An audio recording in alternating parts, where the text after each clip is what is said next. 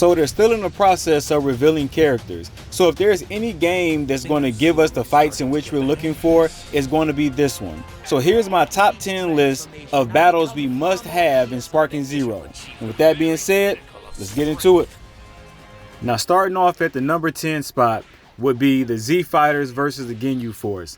This was one that was really unexpected during the Namek or the Frieza saga. I really didn't expect the Ginyu Force to arrive to fight the Z Fighters, but what that was ultimately showing me was Goku was basically the new Frieza as having dominance and power, and the Z Fighters was basically his backup squad, which was the Ginyu Force. There was a transferring of power if you would look at it that way. But I love the battle between Raccoon and Yamcha and Tien versus Berta and Jace, and even a little funny one between the two little small fat people, right? Chaozu and Goldo. I thought that was interesting. It was good to see how much progress the Z Fighters had made over the course of time of training with King Kai. This was a nice addition in the anime, and I also think it'd be a nice addition in Sparking Zero. Now for number 9, GT Goku versus Super Mega Cannon Sigma. Now these guys are unique in their own way. They're very reminiscent of the robots from the Tournament of Power, but the difference between those robots and this robot is that these guys can actually blend and merge into any type of metal or steel.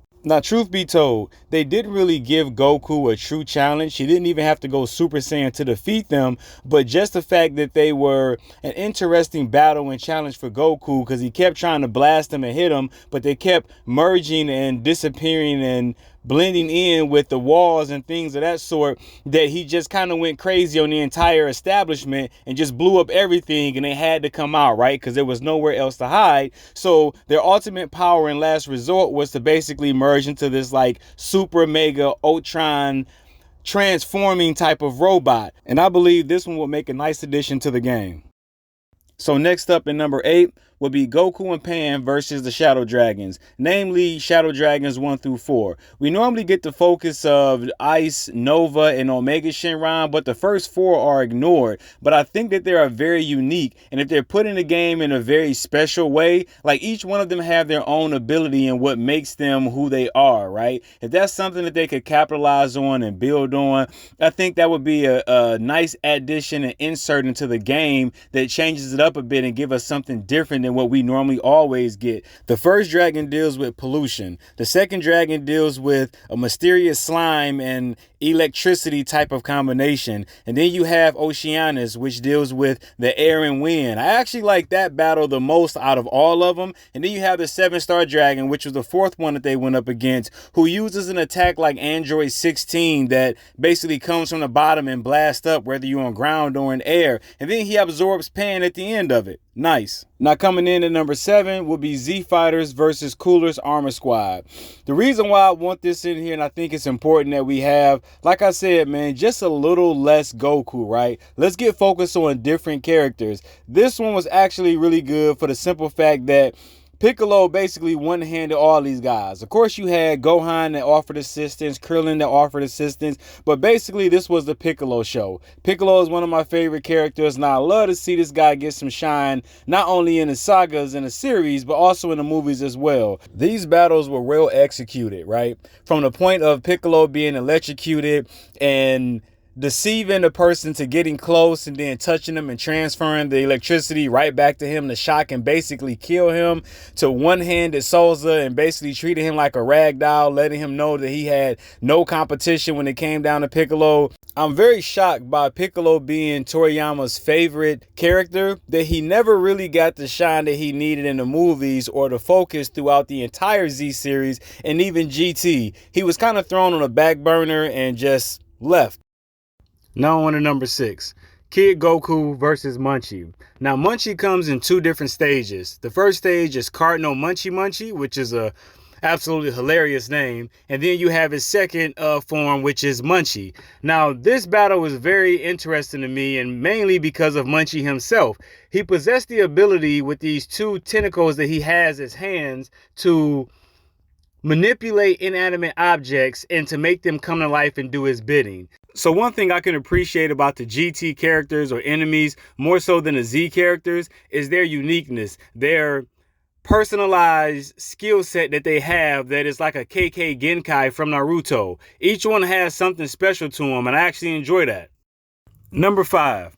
This is a say less battle. Everybody knows about the battle between Trunks and Kagu. This one here is one that set the stage for me for the BoJack movie. This is my second most favorite fight apart from Super Saiyan 2 Gohan versus BoJack himself, or Super Saiyan 2 Gohan versus the BoJack squad.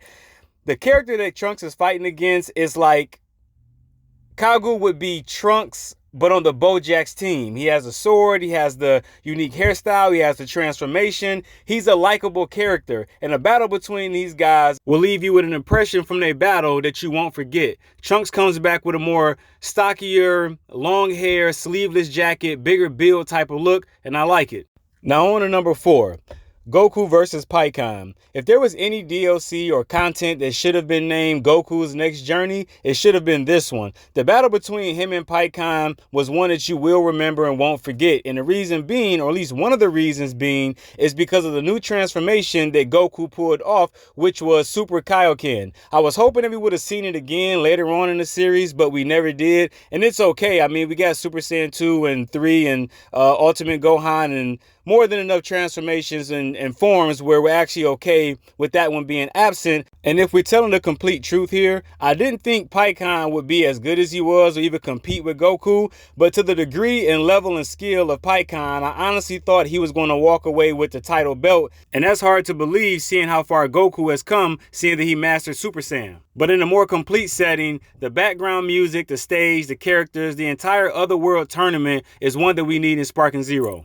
So coming in at number 3, it would be the Z Fighters versus Omega Shenron. And this is the battle that takes place after the fusion has failed. Was this a truly intense battle? No, but it was a battle to end all battles. There's a lot of heart and emotion that goes into this battle. Even Vegeta himself gives this heartfelt speech where he speaks about losing his home on Planet Vegeta, which was his first one, and now he's about to lose his second home and he's not going to stand for it. And this is shortly after Goku is assumed to be dead, and he ventures off by himself and tells Trunks to stay behind and take care of Bulma and this, that, and the other. And of course, they all defy his orders and they go to assist him and help him. And it's the Z Warriors once again trying to protect their home planet. This one really has a strong emotional tie for me, and I would love to see this one implemented into the game, especially with Vegeta when he goes against Shenron one-on-one. I would love to see that exploited a little bit more, magnified and kind of drug out. There's so many fights in GT that just don't get the proper attention. I wish that this was one of them.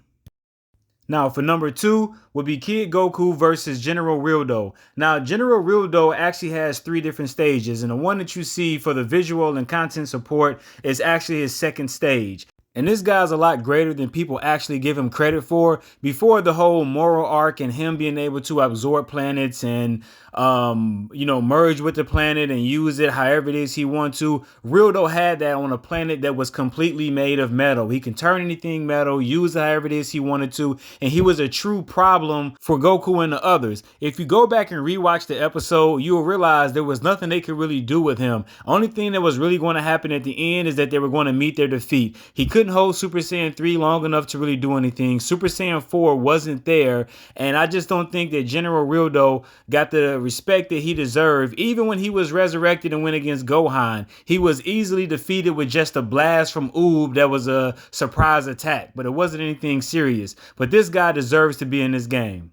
So coming in at number 1 has to be the Super 17 arc. There were too many battles for me to just pick one, so I had to do the entire arc, which deserves a whole revamping and remake. There were so many battles like Vegeta versus Hellfighter 17, which I would love to see drawn out more. Vegeta versus Super 17, where he's the last Earth fighter that's basically left to defend Earth before Goku gets back. There's so many things they could have magnified on, and it was just left abandoned, like Vegeta versus Nappa. And one of my more favorite ones is when Goku was in hell going up against Frieza and Cell. That was another one they really could have built on and just put in a saga as well, but mainly what we get from the 17 arc is just Goku versus Super 17. And there is so much more to that saga than that, and they just kind of leave it there and let it die. This whole arc deserves more credit than what they give it to, and I think Tenkaichi is the right game to bring it to life.